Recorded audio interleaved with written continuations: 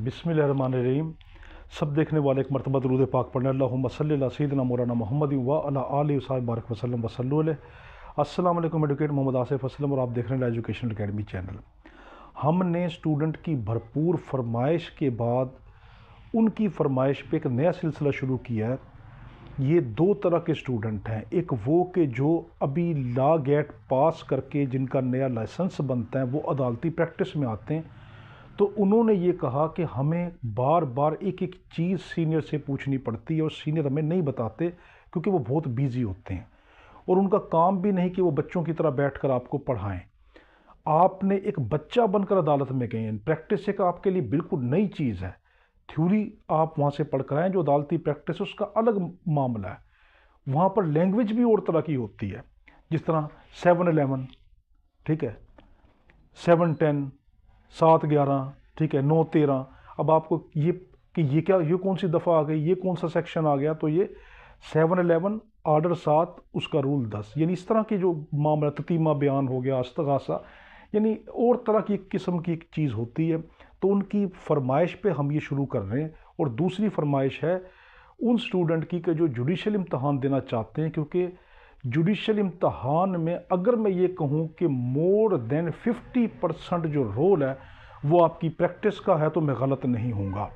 आप उसके तमाम पेपर उठा के देख लें, इंटरव्यू उठा कर देख लें, उनका ज़्यादातर ट्रेंड ये होता है कि वो आपसे प्रैक्टिस के मामलात को पूछते हैं, क्योंकि जज वगैरह जो बनते हैं उन्होंने प्रैक्टिस को ही तो आगे लेके चलना है। एक जज की सीट पर बैठ के उसको प्रैक्टिस ही नहीं आती, उसको ये नहीं पता कि ये किन मराहिल से गुजरेगा। क्योंकि 2 LLB करने के 2 साल के बाद आपका लाइसेंस आने के 2 साल के बाद आपका जुडिशरी का इम्तहान आप दे सकते हैं, सिविल जज मजिस्ट्रेट वगैरह का।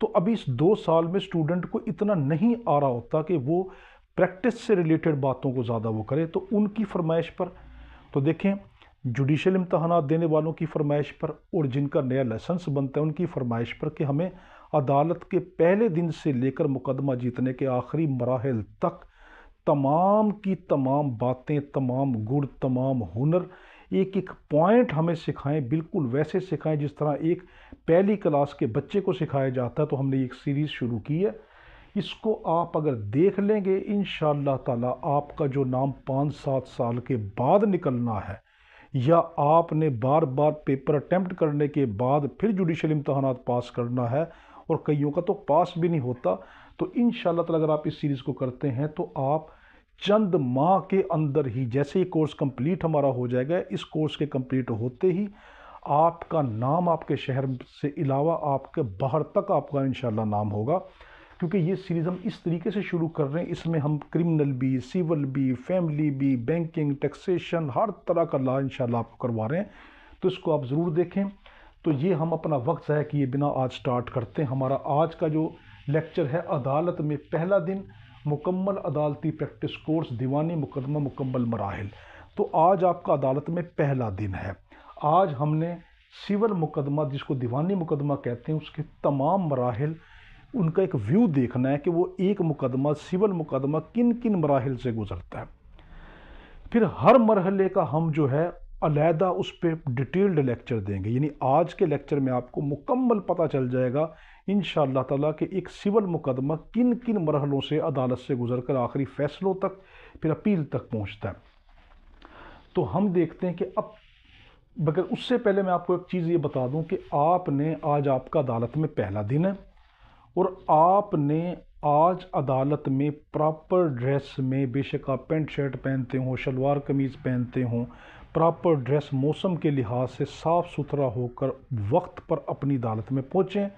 आपका सीनियर आपके साथ है, उसकी इज्जत करें, उसको आगे चलने दें, उनके पीछे रहें, वो जो कर रहे हैं उनसे सीखें, ठीक है। अब जैसी अदालत में आज आपका पहला दिन है, जज साहब के सामने जैसे जाएं, जज साहब की जैसे आप पे नज़र पड़े तो आपने कमरे में इंटर होती थोड़ा सा हल्का सा यूँ झुकना है। ये जज साहब की रिस्पेक्ट है, अदालत की रिस्पेक्ट है। अब बड़ी कीमती चीज़ जिससे अक्सर स्टूडेंट की इंसल्ट होती है, बहुत इंसल्ट होती है, वो सबसे अहम और सबसे बुनियादी नुक्ता ये है कि आपने खड़े किस तरफ होना है। देखें, अगर आप मुद्दई की तरफ से हैं, मैं लफ्ज़ मुद्दई इस्तेमाल कर रहा हूँ, इसमें पिटिशनर भी आ गया, इसमें प्लेंटिफ भी आ गया, एप्लीकेंट भी आ गया, यानी कि जिसने केस दायर किया होता है, वो चाहे सिविल हो, फैमिली हो, क्रिमिनल हो, जो भी हो, जिसने मुकदमा दायर किया है, जिसने अपने हकूक लेने हैं, वो मुद्दई कहलाता है। ठीक है, ऑन दी होल मुद्दई कहलाता है। उसको पिटिशनर का नाम भी देते हैं, उसको प्रोसिक्यूशन भी कहते हैं। यानी उसके सिंपल वर्ड में आपको समझाने के लिए कि वक्त ज़ाया ना हो, सिर्फ मैं मुद्दई का लफ्ज़ बोल रहा हूँ। अगर आप मुद्दई हैं तो जज साहब के, फिर जज साहब के, फिर जज साहब के। ठीक है, ये नहीं भूलना, अपना हाथ नहीं देखना, जज साहब का हाथ देखना है कि जज साहब के दाएं हाथ की तरफ मुद्दई खड़ा होता है। सपोज कर लें कि मैं जज हूं, तो मेरे दाएं हाथ की तरफ अगर आप मुद्दई है तो मेरे दायां हाथ ये है, तो आपने इधर खड़े हो जाना है। अगर आप मुद्दा अलह हैं, मुलजिम हैं, आपके खिलाफ केस हुआ है, आप डिफेंडेंट हैं, मुद्दा अलह हैं, अक्यूज्ड हैं, मुजरिम हैं, तो आप जज साहब के, फिर बार बार कह रहा हूं, जज साहब के, अपना नहीं, जज साहब के बाएं हाथ की तरफ इधर खड़े हो जाएं। मुद्दई हैं तो जज साहब के दाएं हाथ की तरफ, मुलजिम हैं तो जज साहब के बाएं हाथ की तरफ। सबसे अहम, जज साहब का हाथ देखना, अपना हाथ नहीं देखना। इंसल्ट इतनी होती है कि जज साहब कहते हैं आपको ये भी नहीं पता कि खड़े किस तरफ आपने होना है। तो जब पहले ही आपकी इंसल्ट होगी तो इतने वकला में फिर आपका क्या एक इंसान की इज्जत रह जाती है। तो उससे बेहतर ये है कि ये छोटे छोटे नुक्ते जो मुफ्त में इंसल्ट करवाते हैं उसको अच्छे तरीके से जहन नशीन कर ले कि जज साहब के हाथ को देखना है। ठीक है जी। अब पहचान ये कि मुकदमा सिविल है या क्रिमिनल, कैसे पता चलेगा कि ये सिविल है क्रिमिनल? देखिए, सिविल फैमिली एक ही जैसा होता है, क्रिमिनल अलग चीज़ है। सिविल फैमिली की सिर्फ कोर्ट्स अलग है, बाकी इनके प्रोसेस तकरीबन एक जैसे होते हैं। तो पहचान कैसे होगी? आपने मुकदमे की आवाज़ से पहचान करनी कि ये सिविल है या क्रिमिनल है। सिविल के अंदर सरकार का लफ्ज़ नहीं आएगा, क्रिमिनल में लफ्ज़ क्या आएगा? सरकार बनाम जाहिद, सरकार बनाम इमरान, इमरान बनाम सरकार, तो सरकार का लफ्ज़ आता है, यानी स्टेट इन्वॉल्व हो जाती है, वो क्रिमिनल बन जाता है। अगर सरकार का लफ्ज़ नहीं है, ऐसे आवाज़ पड़ रही है कि जाहिद बनाम इमरान, काशिफ बनाम जाहिदा, शबाना बनाम आमिर, ठीक है, या जाहिद बनाम वापडा, इमरान बनाम नादरा, तो इस तरह के तमाम जो केसेस होंगे ये सारे के सारे सिविल कहलाएंगे, ये दीवानी मुकदमात कहलाते हैं। तो उनकी आवाज़ से पहचान होती है कि अगर सरकार का लफ्ज़ साथ आ जाए तो वो क्रिमिनल केस हो जाएगा, अगर सरकार का लफ्ज़ नहीं है तो वो केस जो है वो सिविल केस बन जाएगा। ये हमने आवाज़ देख ली। दूसरा है कि प्लेंट, मुकदमा जब सिविल स्टार्ट होता है वो प्लेंट से शुरू होता है, दावे से शुरू होता है। देखिए, हम हर एक पे अलग लेक्चर देंगे। अब हमने प्लेंट कहा ना, अब हम लिखेंगे दावा कैसे लिखा जाता है, किस ऑर्डर के तहत लिखा जाता है, स्टार्ट कैसे किया जाएगा, उस पर अलग लेक्चर होगा। ठीक है, आज सिर्फ आपको बता रहे हैं कि सिविल मुकदमा स्टार्ट दावे से होता है, दावे को प्लेंट कहते हैं। ठीक है, ऑर्डर जो 6 है वो हमें प्लीडिंग के मुतालिक बताता है, उसमें दावा भी और जवाब दावा दोनों, यानी प्लेंट भी और रिटर्न स्टेटमेंट दोनों को इकट्ठा यकजा जो रूल बताता है वो ऑर्डर 6 बताता है सीपीसी का। और जो ऑर्डर 7 है वो सिर्फ प्लेंट को, दावे को बताता है कि दावा कैसे लिखा जाता है, ये हम बाद में देखेंगे। तो आगाज़ कहाँ से हुआ कि एक शख्स आपके पास आया, आपका लाइसेंस आ गया, आप अपने दफ्तर में बैठे हैं, उस शख्स ने आके कहा कि वकील साहब मैंने एक मुकदमा दायर करना है। अब आपने सबसे पहला काम क्या करना है? दावा लिखना है। आने वाले लेक्चर में दावा लिखना सिखाएंगे इंशाल्लाह डिटेल में। तो दावे से आगाज़ हो गया। जैसे ही दावा आपने लिख लिया, अब इसको इंस्टीट्यूशन करना है, इंस्टीट्यूट करना है, इसको दायर करना है, दावे को दायर करना है अदालत में। वो दावा आपका दायर हुआ। जैसे ही आप एक मुद्दई के वकील बन गए, एक प्लेंटिफ के वकील बन गए, आपने दावा दायर किया, तो जज साहब ने मुद्दा अलह को, मुलजिम को, जिसको देखो मैं आसानी के लिए मुलजिम का लफ्ज़ कह रहा हूँ, ठीक है, जबकि इसके अंदर मुद्दा अलह होता है जो सिविल मुकदमे होते हैं, फैमिली मुकदमे होते हैं, मगर आपके समझाने के लिए इसलिए मैं मुलजिम का लफ्ज़ इस्तेमाल कर रहा हूँ कि यानी मुद्दा अलह, यानी मुलजिम पार्टी की तरफ से उसको जज साहब सम्मन जारी करेंगे कि आए, आपके खिलाफ मेरे पास एक केस आया। जैसे उसके पास सम्मन जाएंगे, मेजॉरिटी ज़्यादातर 3 मरतबा सम्मन भेजे जाते हैं और चौथी मर्तबा अगर वो ना आए तो अखबार इश्तिहार होता है। ठीक है, चौथे पॉइंट पे न्यूज़पेपर में जो है अखबार इश्तिहार देंगे। अब यहाँ से केस दो हिस्सों में डिवाइड हो जाता है। पहला हिस्सा कि अगर वो नॉट अपीयर, अगर वो नहीं आता, देखें सम्मन जारी किया, ज़्यादातर 3 टाइम होता है कि 3 मरतबा सम्मन जारी करें जो मेजॉरिटी। देखो मैं और भी इसमें एक्सेप्शन हैं, मगर मैं आपको वो बता रहा हूँ जो जनरल रूल चलता है जनरल प्रैक्टिस में कि 3 टाइम उसको सम्मन जारी करते, नहीं आता तो अब उसको कहते हैं कि न्यूज़पेपर में उसका इश्तिहार दिया जाता है कि आपके खिलाफ फला मुकदमा चल रहा है, अगर आप नहीं आए तो आपके खिलाफ एक तरफा कार्रवाई अमल में लाई जाएगी, यानी एक्स पार्टी प्रोसीडिंग शुरू हो जाएगी। बड़ा कीमती नुक्ता, डायरेक्ट एक्स पार्टी डिक्री कभी भी नहीं हो सकती। अगर आपसे पेपर में पूछ ले, यह आपकी प्रैक्टिस का हिस्सा है कि डायरेक्ट एक्स पार्टी डिक्री कभी भी नहीं हो सकती। पहले एक्स पार्टी प्रोसीडिंग होगी, पहले एक तरफा कार्रवाई होगी, उस कार्रवाई के बाद एक तरफा डिक्री होगी, एक तरफा फैसला आ जाएगा। अब यहां से दो हिस्से, अखबार में आने के बाद दो रास्ते बन जाते हैं। अगर नॉट अपीयर, अगर वो नहीं आता, ना आए, अब जज साहब क्या करेंगे, एक्स पार्टी प्रोसीडिंग शुरू कर देंगे, एक तरफा कार्रवाई शुरू कर देंगे, शहादतें लेना शुरू कर देंगे मुद्दई की तरफ से, और फिर उसके फैसला दे देंगे। वो एक्स पार्टी डिक्री कहलाएगा, एक तरफा फैसला कहलाएगा। 5वें पे हम ये देख रहे हैं कि अगर वो आ जाता अपीयर, अगर वो आ जाता है जज साहब के सामने, तो अब आने के बाद जज साहब के पास पेश होने के लिए उसको अपना वकील करना पड़ेगा। देखो आप वकील किसके, मुद्दई के, उसको अपना कौन सा वकील करना पड़ेगा, वो मुद्दा अलह है, वो डिफेंडेंट है, उसको अपना दूसरा वकील करना पड़ेगा। उसका वकील 30 दिन के अंदर अंदर 30 दिन के अंदर अंदर जवाब दावा, जिसको रिटन स्टेटमेंट कहते हैं, वो अदालत में दायर करेगा। देखें आपने दावा दायर किया, जज साहब ने कम से कम 3 सम्मन भेजे, सम्मन भेजने के बाद अगर नहीं आता अखबार इश्तिहार करवाया, अखबार इश्तिहार के बाद 2 रास्ते हो गए। अगर वो नहीं आता तो जज साहब एक तरफा कार्रवाई, एक्स पार्टी प्रोसीडिंग शुरू कर देंगे, उसके बाद एक तरफा फैसला, एक्स पार्टी डिक्री जारी हो जाएगी। अगर वो आ जाता है तो तब वो 30 दिन में 30 डेज में रिटन स्टेटमेंट अपना जवाब दावा दायर करेगा। अब उन दावा और जवाब दावा की बुनियाद के ऊपर कि ये क्या शवाहिद हैं, इसमें क्या कहा जाता है, ये कहानी क्या है, तो जज साहब इशू फ्रेम करते हैं। 6ठा नंबर हम क्या कह रहे हैं, फ्रेमिंग ऑफ इशू, के तनकीहात वज़ा करते हैं। अदालत में इसको कहते हैं तनकीहात वज़ा करना, फ्रेमिंग ऑफ इशू।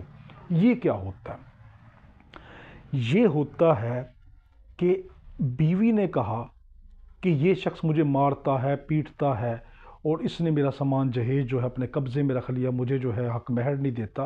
ठीक है, ये उसने कहा। शोर कहता मैं बड़ा प्यार करता हूँ, मोहब्बत करता हूँ, मैंने तो कभी इसको कभी जो है वो सख्त लहजे में बात तक भी नहीं की, ये तो कहती मुझे मारता पीटता है, ना मेरे पास इसका कोई सामान जहेज अपना लेके चली गई, हक महर भी मैंने अदा कर दिया। अब दोनों की कहानी अलग है, 180 के जाविये पे 180 डिग्री पे है।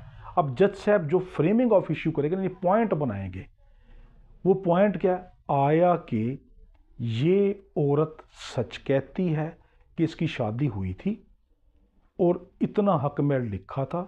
दूसरा पॉइंट क्या बनाएंगे, आया कि हक महर शोहर ने दे दिया है या देना बाकी है।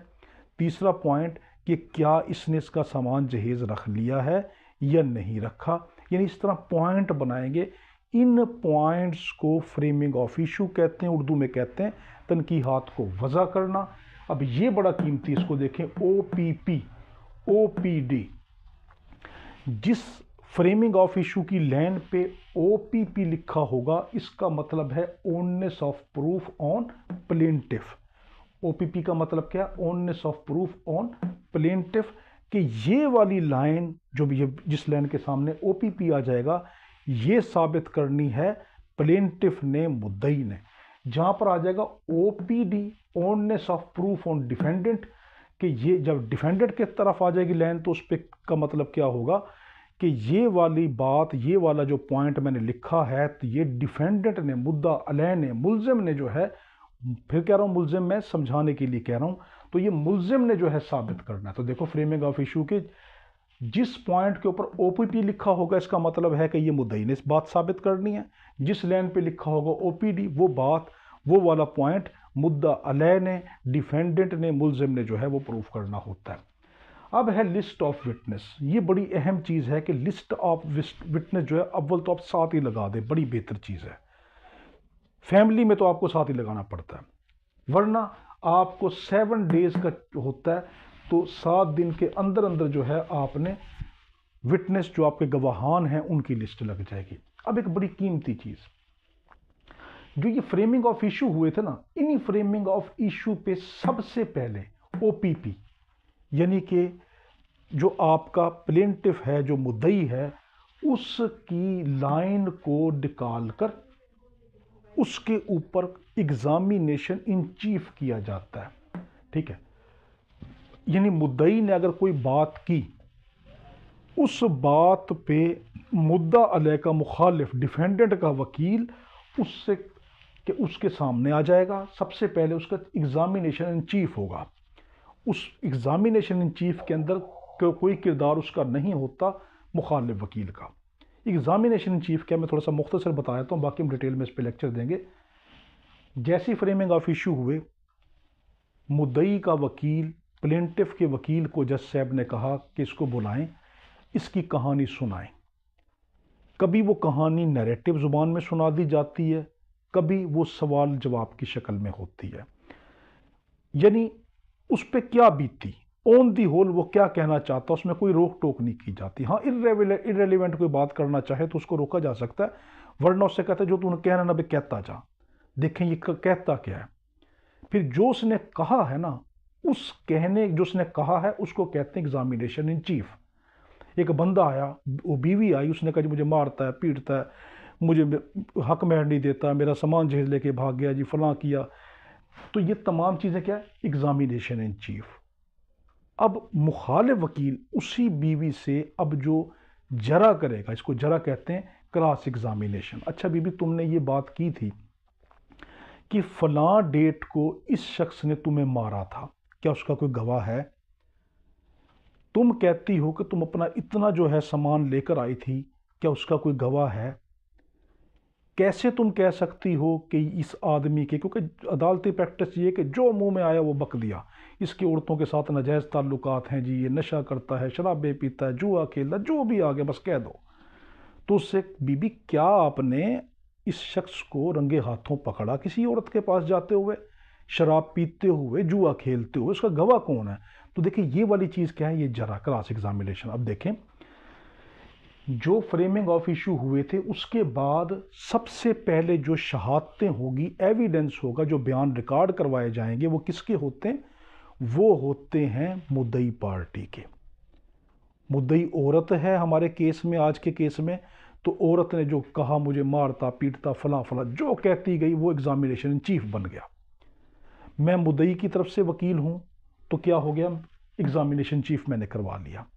किस में से? ओपीपी, जो उसने वहां पे फ्रेमिंग ऑफ इशू हुए थे उन्हीं में से ज़्यादातर होता है। अब मेरा जो मुखालिफ वकील होगा, अब मेरी क्लाइंट से पूछेगा, फॉर एग्जांपल मेरी क्लाइंट का नाम शबाना है, तो मेरी क्लाइंट से पूछेगा, शबाना बीबी इधर आई, ये कैसे मारता था, क्या करता था, जुआ खेलते वक्त रंगे हाथों पकड़ा गया, किसके साथ खेलता था, किस डेट में खेला, क्या जीता, क्या हारा, कब से इसको आदत है, ये सारी बातें वो पूछेगा। कहाँ से? जो उसने यहाँ पर कहानी बताई थी। तो क्या 8वें पॉइंट में एग्जामिनेशन इन चीफ पहले किसका होगा? मुद्दई पार्टी का।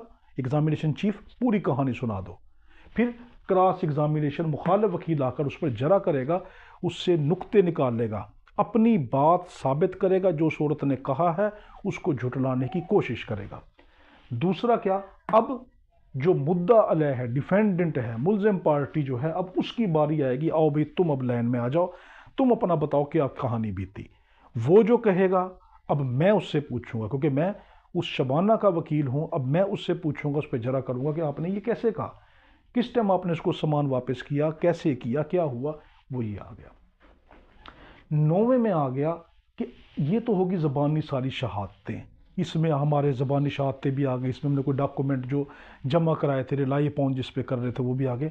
अब एक स्पेशल एक और मौका है कि अगर आपने कोई डॉक्यूमेंट्री एविडेंस साथ देना है, जिस पे आप रिलाई अपॉन करते हैं, जिसके ऊपर आपका मुकदमे की बुनियाद ठहरती है या मुकदमे को ये वो स्ट्रॉन्ग बनाता है, तो वो डॉक्यूमेंट्री एविडेंस अगर आपने वो जमा कराने हैं तो वो डॉक्यूमेंट्री एविडेंस आप यहाँ से जमा करवाएंगे। अब है फाइनल आर्गूमेंट। अब ज़बानी शहादतें भी हो गई, गवाह भी हो गए, डॉक्यूमेंट्री एविडेंस भी जमा करा दिया। केस अब दोनों पार्टियों ने अपना अपना मुद्दा पेश कर दिया, अपने अपने क्लेम पेश कर दिए। अब जज साहब कहेंगे फाइनल आर्गूमेंट करें, आप फाइनल बहस करें कि क्या कहना चाहते हैं। अब आज तक जो कुछ शबाना ने मुझे बताया था, जो कुछ मेरे पास उस केस के मुतालिक शवाहिद थे, सबूत थे जो मेरे केस को मुझे जितवा सकते हैं, मैं वो तमाम के तमाम उसका ब्रीफ जज साहब को आखिरी बहस में पेश करूंगा, मैं आखिरी बहस करूंगा। और जो मुद्दा अलह का वकील है वो भी आखिरी बहस करेगा, हम दोनों के फाइनल आर्गूमेंट हो गए। अब जज साहब क्या करेंगे, जजमेंट पास करेंगे, डिक्री पास कर देंगे कि कौन केस जीता है, क्या मैं जीत गया या वो जीत गया। जो केस जीत गया वो डिक्री होल्डर कहलाता है, ठीक है, तो उसको डिक्रीदार कहते हैं, यानी डिक्री होल्डर। जो केस जीत गया डिक्री होल्डर, डिक्रीदार कहलाएगा। और जो केस हार गया वो जजमेंट डेटर कहलाता है, उसको मदयून डिग्री कहते हैं, उसके खिलाफ फैसला आता है। अब देखो यहाँ पर डिक्री भी आ गई। जैसे डिक्री आती है, अब ये नहीं, कुछ ऐसे हैं केस लाज के आप ऑटोमेटिकली दे देना चाहिए अदालत को, उस डिक्री पे अमल दरामद करवाना चाहिए, मगर जो अदालती प्रैक्टिस चलती है उसमें यही है कि जैसे जिसके हक में डिक्री आ गई, फॉर एग्जांपल शबाना जीत गई जी, अब शबाना के वकील की जिम्मेदारी है कि एग्जीक्यूशन ऑफ डिक्री करवाएगा, कि मैं एक एप्लीकेशन मूव करूंगा अदालत के अंदर जिसने फैसला दिया है कि मेरी इस जो आपने डिक्री मेरे हक में जारी की है, फॉर एग्जांपल उसने कहा ठीक है जी आप 5 लाख का जो जहेज सामान है वो वापस करें शबाना को, और उसके अलावा जो है इसकी जो हक महर वगैरह है वो भी दें, और कोई कॉस्ट लगा दी वो भी दें। तो वो उस फैसले पे अमल दरामद करवाने के लिए मैं क्या करूँगा, एप्लीकेशन मूव करूँगा, इसको कहते हैं एग्जीक्यूशन ऑफ डिक्री। अब अदालत को कहूँगा कि इस पे अमल दरामद करवाए, वो एग्जीक्यूशन कोर्ट होती है, वो खुद वही अदालत भी हो सकती है जिसने फैसला दिया है, या अगर कोई वजूहात हों तो अदालत लिख कर के मैं ये फैसला अगली अदालत को मूव करती हूँ कि वो इस पे अमल दरामद कराए, वो एग्जीक्यूशन ऑफ कोर्ट है। अब उसके ऊपर अमल दरामद करवाया जाएगा। अब शबाना का जो शोहर था वो इधर उधर भाग रहा है, वो नहीं आ रहा, हाथे नहीं आ रहा। अब उसके खिलाफ वारंट जारी करवाएंगे, वो उसको गिरफ्तार करवाएंगे, ठीक है भाई तुम सब्सटेंशियल अमाउंट दो, अच्छी खासी रकम दो, चलो पूरी नहीं दे सकते, 5 लाख तुम्हारे पास नहीं है, इतने दो कि जो माकूल रकम है। वो कहता है जी मैं 2.5 लाख देता हूँ, बाकी की अब जज साहब किस्तें उसको बना देंगे कि आप कितने आसानी से दे सकते हैं। अगर उसको या मुझे, हम दोनों में से किसी को फैसला, किसी एक को या दोनों को फैसला मंजूर ही नहीं, शबाना के हक में 5 लाख की डिक्री आ गई, मगर शबाना कहती नहीं जी मेरे वालिद साहब ने तो मुझे 25 लाख का दिया था सामान जहेज, मैं 5 लाख का क्यों लूँ। या शबाना का शोहर जो है वो ये कहता है जी मैं क्यों उसको 5 लाख का दूँ, ये तो कुछ भी नहीं लेकर आई थी, चंद एक थोड़ा बहुत सामान था जो 50-60 हज़ार रुपये का था, मैं इसको क्यों 5 लाख रुपए दूँ। तो जिसको इस फैसले से एतराज़ होता है वो उसके खिलाफ 30 दिन के अंदर अंदर अपील दायर कर देता है। फिर अब ये केस अपील वाली अदालत में चला जाएगा, जो वहाँ पे फैसला होगा अपील वाली अदालत का, वो ही फैसला हतमी कहलाएगा।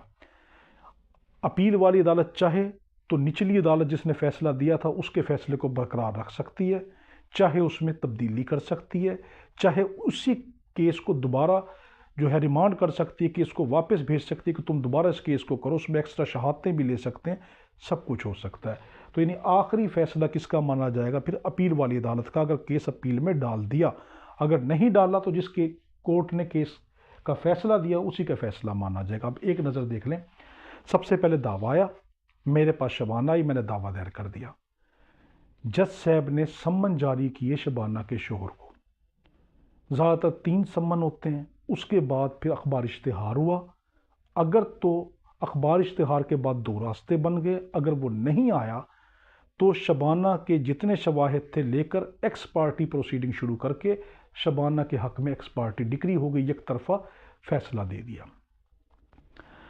अगर वो आ जाता है तो उसको 30 दिन के अंदर अंदर अपना जवाब दावा दायर करना पड़ेगा।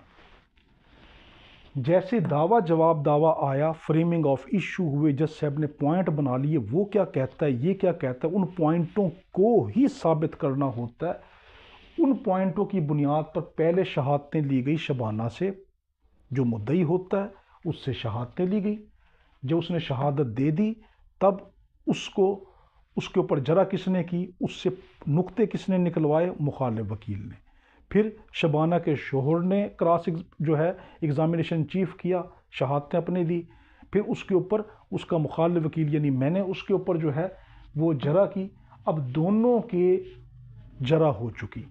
अब डॉक्यूमेंट्री एविडेंस आपने कोई देना हो, कोई दस्तावेजी सबूत देने हो, कोई डॉक्यूमेंट देने हो जिससे केस में असर पड़ सकता है, वो आप दे देंगे।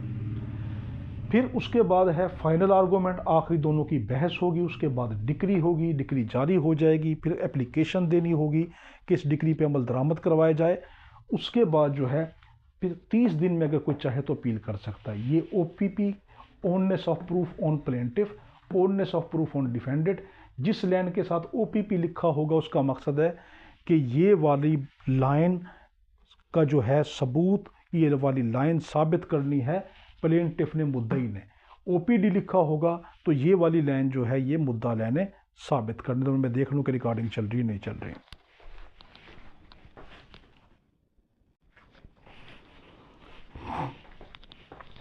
ठीक है जी, यहाँ तक हमने देख लिया। अब हम आगे ये देख रहे हैं कि court proceeding CPC 1908 and remedy. ये कुछ वो अहम जो है हमारे पास प्रोविजंस हैं कि जिनका आपको पता होना ज़रूरी है। ठीक, अभी आज के लेक्चर में मैंने कहा सिर्फ ओवरव्यू दे रहे हैं, फिर इन पे डिटेल्ड लेक्चर आएंगे। यानी आपको ये पता होना चाहिए कि स्टे ऑफ सूट जो है, जो दावा है उसको स्टे करवाना, रोक देने के लिए कौन से सेक्शन के तहत, सेक्शन 10 के तहत और सेक्शन 151 के तहत होता है। अगर इसमें कोई रेमेडी हो, कोई गड़बड़ हो, देखो मैं बार बार ये लफ्ज़ नहीं कर, ये जो है बार बार लफ्ज़ को रिपीट नहीं करूँगा, एक ही मरतबा रिपीट कर रहा हूँ क्योंकि लेक्चर लंबा हो जाएगा। फिर ये सारा का सारा चल रहा है कि कौन कौन से मामलात हैं, कौन कौन सी अदालती कार्रवाइयाँ हैं।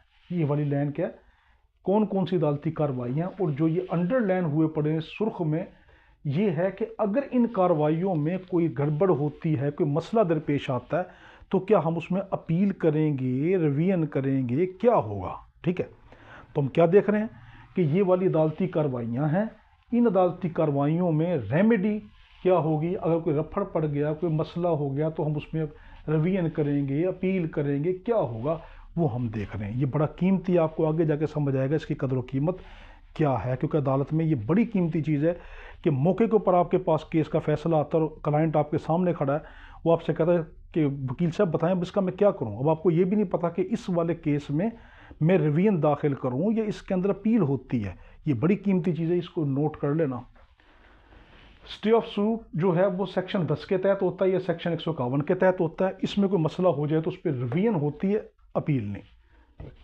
एडिशन ऑफ पार्टी, पार्टियों को दाखिल करना, वो ऑर्डर 1 के तहत और रूल 10 के तहत। ऑर्डर 1 रूल 10, देखिए बटे का मतलब ये, इस तरफ जो है वो ऑर्डर, इस तरफ जो है वो रूल।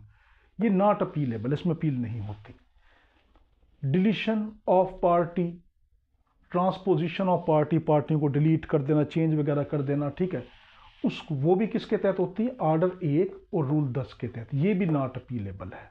ठीक है, मैं एक बड़ी कीमती चीज़ आपको बताना चाहता हूँ जो आज जर्नल बता रहा हूँ, इसकी डिटेल आगे देखेंगे कि जहाँ पर अपील नहीं होती ना वहाँ पे रिवीजन होती है, जहाँ पर अपील नहीं होती वहाँ पे मेजॉरिटी रिवीजन होती है। मेजॉरिटी का लफ्ज़ कहा।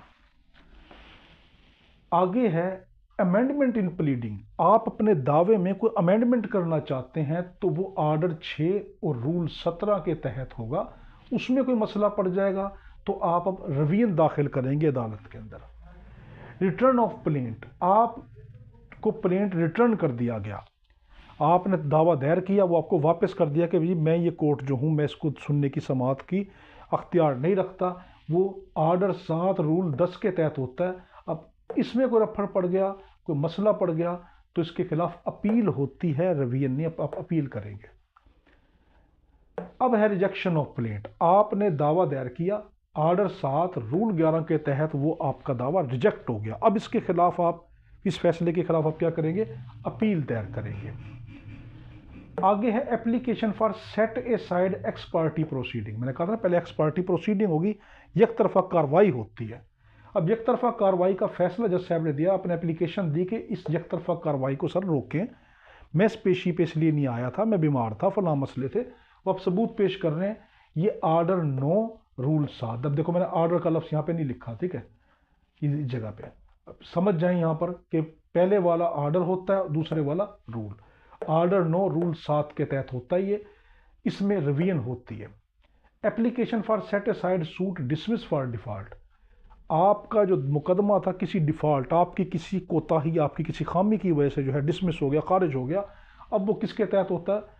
ऑर्डर 9 रूल 9 के तहत। अब इसमें भी आपको मसला पड़ गया तो आप अपील दायर करेंगे। Application for setting side x party order. आपके खिलाफ कोई एक्स पार्टी ऑर्डर आ गया है, एक तरफा कोई ऑर्डर जारी हुआ है, तो ये है 9-13 के तहत, ऑर्डर 9 रूल 13 के तहत, इसमें भी अपील होती है। फ्रेमिंग ऑफ इशू, जो तनकीहात यहाँ पे वजह हुई थी, फ्रेमिंग ऑफ इशू जो यहाँ पर हुए थे, इसमें कोई रफड़ पड़ गया, यानी फ्रेमिंग ऑफ इशू होते हैं ऑर्डर 14 रूल 1 के तहत, इसमें कोई मसला हो गया तो अब आप रिवीजन दायर करेंगे। आगे डिसीजन ऑन लीगल इशू, अगर कोई लीगल मामले के ऊपर कोई फैसला है, वो किसके तहत है? कि ऑर्डर 14 रूल 1 और 2 के तहत, इसमें भी रिवीजन होती है। अमेंडमेंट इन इशू, अगर आप इन तनकीहात में कोई अमेंडमेंट करवाना चाहते हैं कि जैसे मैंने जो अपने दावे में बात लिखी थी या दूसरी पार्टी के मैंने अपने जवाब दावे में जो बात लिखी थी वो तो इतनी अहम थी, उस पर तो आपने पॉइंट बनाया ही नहीं, उस पर तो इशू फ्रेम ही नहीं किया। ये जो इशू फ्रेम हुआ ये गलत है, ये तो है ही, मैंने कहा ही नहीं। तो उसमें कोई अमेंडमेंट करनी हो इशू के अंदर तो वो ऑर्डर 14 रूल 5 के तहत है। अगर कोई मामला है, इसकी रेमेडी क्या है? रिवीजन। अब मैं रेमेडी का लफ्ज़ बोलूँगा। एप्लीकेशन फॉर, ये सारे रेमेडी हैं जो अंडरलाइन चल रहे हैं। एप्लीकेशन फॉर स्ट्रैकिंग ऑफ डिफेंस, किसी के दिफा के हक को स्ट्रैक ऑफ कर दिया, स्ट्रक ऑफ कर दिया, वो किसके तहत है? ऑर्डर 17 रूल 3 के तहत, इसकी रेमेडी क्या है? Revision. Application for attachment before judgment, judgment से पहले कोई अटैचमेंट होगी, कोई प्रॉपर्टी कुर्की होगी, कोई जब्त होगी, उसके मुतालिक क्या है? वो ऑर्डर 38 रूल 5 के तहत होती है, उसकी रेमेडी, उसमें कोई रफड़ पड़ गया, कोई मसला हो गया, उसकी रेमेडी क्या है? रिवीजन। आगे है एप्लीकेशन फॉर कंप्रोमाइज। आप एप्लीकेशन देना चाहते हैं कि हमारा कंप्रोमाइज़ हो रहा है, हमारा इस कंप्रोमाइज़ को आप आगे लेके चलें, उसमें कोई मामला पड़ गया तो वो किसके तहत होता है? ऑर्डर 23 रूल 3 के तहत। अगर कोई मसला पड़ गया तो उसके खिलाफ आप अपील दायर करेंगे। Application for appointment of local commission, कोई लोकल कमीशन आपने अपॉइंट करना है तो वो ऑर्डर 26 रूल 1, 2 और 9 के तहत है। इसमें कोई आपने कोई रेमेडी लेनी है, कोई मसला हो गया तो आप उसके खिलाफ रिवीजन दायर करेंगे।